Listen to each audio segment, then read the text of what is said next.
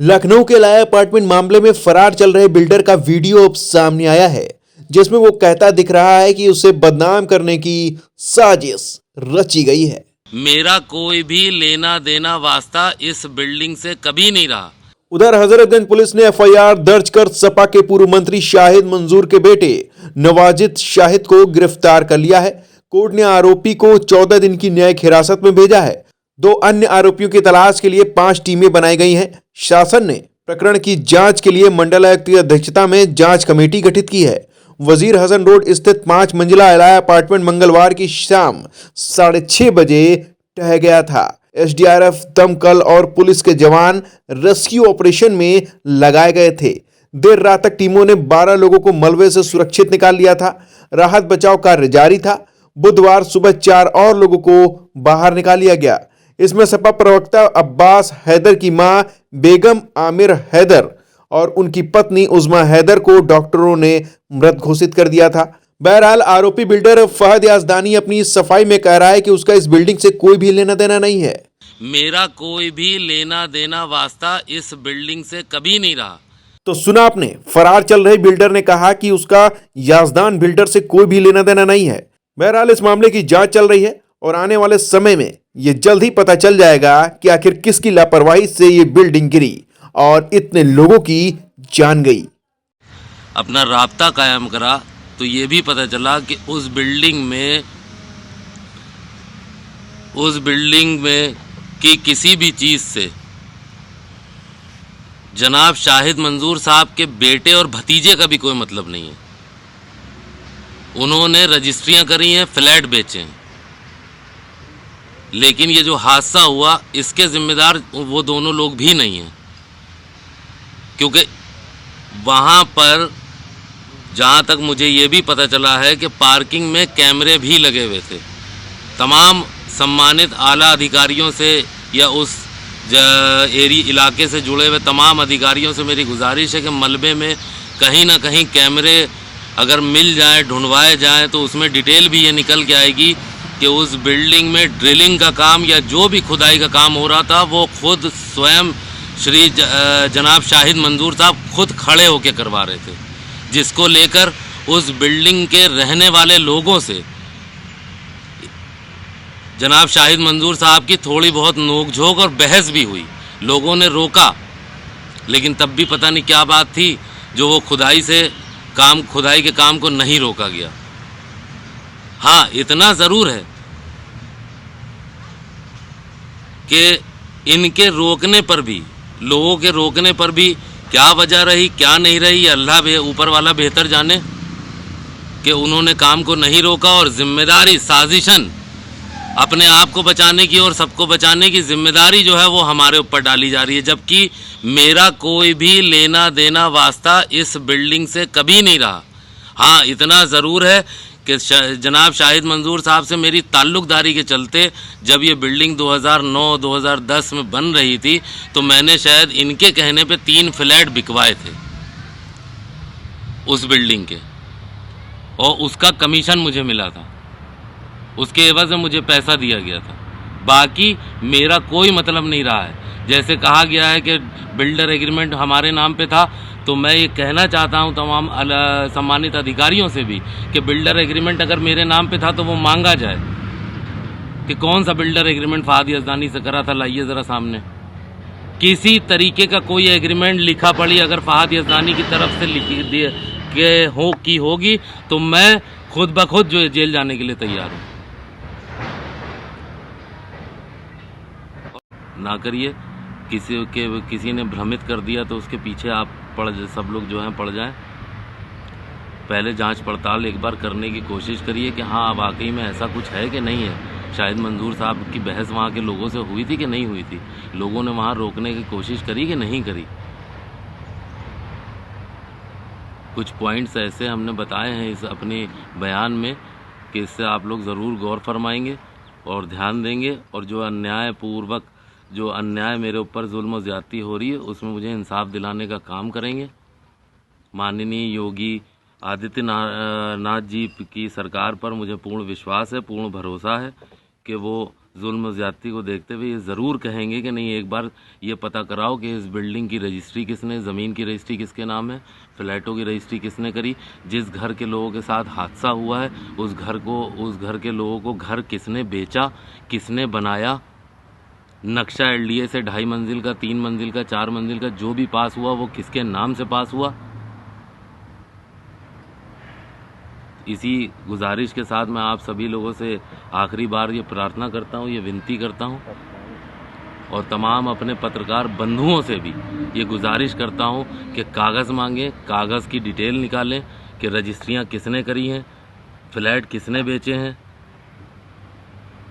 उसके बाद मेरे ख़िलाफ़ को जो भी आपको खबर चलाना हो चलाइए, और अगर आप लोगों के अंदर में दिल में ज़रा सा भी रहम आ जाए तो बेहतर लगे तो मुझे पाक साफ़ करिए। मेरी एक बिल्डिंग टूट गई है ऑलरेडी, उसमें मुझे कोई एतराज़ नहीं हुआ, न्यायालय माननीय उच्च न्यायालय ने राहत नहीं दी, मुझे कोई एतराज़ नहीं हुआ। लेकिन इस चीज़ पे तमाम एलडीए के भी अधिकारियों से भी मेरी गुजारिश है कि वो भी, और उम्मीद है कि सब लोग न्यायपूर्वक इसमें आगे बढ़ेंगे और मेरे साथ साथ उस बिल्डिंग के रहने वाले तमाम लोगों को इंसाफ दिलाने का काम करेंगे। बस इसी गुजारिश के साथ मैं अपने तमाम माननीय मुख्यमंत्री जी का और और माननीय उप मुख्यमंत्री जी का, माननीय मंत्री ए के शर्मा जी का, और क्या कहते हैं जनाब चीफ सेक्रेटरी साहब का, डीजीपी उत्तर प्रदेश साहब का, और हजरतगंज इंस्पेक्टर साहब का, और एलडीए के तमाम वरिष्ठ अधिकारियों का, तब सबका ध्यान इसी ओर आकर्षित करने की कोशिश कर रहा हूँ कि आप लोग मेरी बात को एक बार गौर से सुनेंगे और समझेंगे भी। और तमाम मीडिया बंधुओं के से भी मेरी गुजारिश है कि जो कुछ भी आप लोगों के हिसाब से, ये बिल्डिंग बनी 2010 में, 2011 में। अरे भाई, यजदान फर्म जो बनी है वो 2012-13 की है।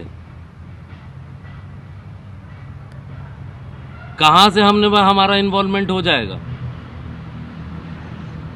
बिल्डिंग कोलैप्स हो रही है, उस पर ध्यान ना देके कि लोग वहाँ पर जो बेचारों के घर थे वो जो सड़क पे आ गए, उस पर ध्यान ना देके कि उनको कहाँ रहने की व्यवस्था करी जाए। सब लोग फहद यज़दानी के पीछे पड़ गए, जबकि फहद यज़दानी का कोई लेना देना नहीं है। अरे फहद यज़दानी की परागरहन रोड बिल्डिंग पूरी तो टूट गई, माननीय न्यायालय से हमें राहत नहीं मिली तो हमें कोई ऑब्जेक्शन नहीं हुआ, तोड़ दी एलडीए ने। लेकिन यहां पर तो सीधा सीधा इल्जाम, झूठा बेबुनियाद इल्जाम लगाया जा रहा है। मेरा 2011 में उस बिल्डिंग के नीचे एक छोटा सा कमरा हुआ करता था जो शाहिद मंजूर साहब ने ताल्लुकदारी के चलते मुझे किराए पे दिया था। उसमें हमारा 2 साल ऑफिस रहा। उसके बाद 2013 में इन्होंने वो ऑफिस खाली करा लिया, उसमें अपने स्टाफ को रहने लगे। और आज जब बिल्डिंग में हादसा हो गया तो सारी जिम्मेदारी मेरी होगी। मेरा क्या लेना देना वास्ता सरोकार उस बिल्डिंग से। कोई हमने रजिस्ट्री करी हो, कोई हमने क्या कहते हैं किसी को वो बैनामा करा हो, कभी मेरा 2 साल 3 साल 4 साल में उस बिल्डिंग में आना जाना रहा हो, तो हम है ना जिम्मेदार।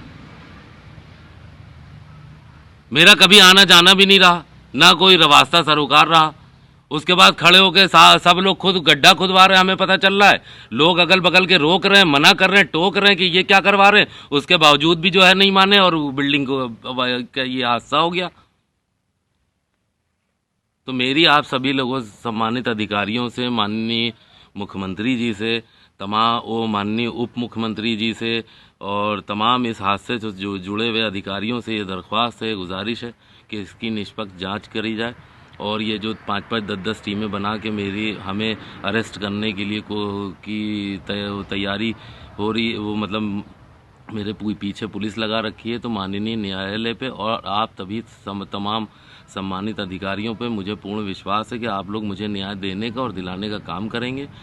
और हफ्ते 10 दिन में अगर मुझे माननीय न्यायालय से राहत मिल जाती है तो ठीक है, नहीं तो मैं खुद सरेंडर कर दूँगा। आप लोग पहले कागज़ की पड़ताल करें, रजिस्ट्रार ऑफिस से जितनी रजिस्टर। पहले मैं फहद यज़दानी इस आलिया अपार्टमेंट का जो हादसा हुआ है वज़ीर हसन रोड लखनऊ में,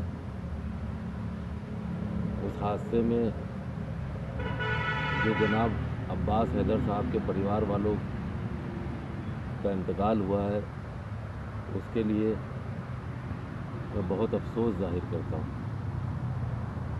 और साथ ही साथ मैं इस प्रदेश के माननीय मुख्यमंत्री श्री योगी आदित्यनाथ महाराज जी के साथ साथ माननीय उप मुख्यमंत्री श्री ब्रजेश पाठक जी और वहाँ मौके पर गए माननीय मंत्री श्री ए.के. शर्मा जी, प्रदेश के चीफ सेक्रेटरी साहब संजय प्रसाद जी, डीजीपी उत्तर प्रदेश साहब एवं पुलिस कमिश्नर ऑफ लखनऊ के साथ साथ कोतवाली हजरतगंज के तमाम सम्मानित अधिकारियों को ये बात जाहिर करना चाहता हूँ, बताना चाहता हूँ, प्रार्थना करना चाहता हूँ, गुजारिश करना चाहता हूँ कि जिस तरीके से इस घटना में मुझे बदनाम करने की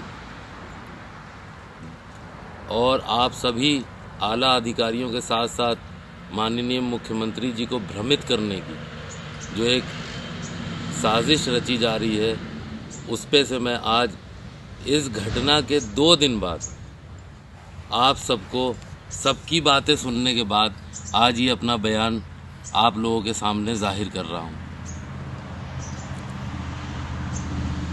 सबसे पहली बात कि इस 2-3 दिन के अंदर मैंने भी अपने लेवल पर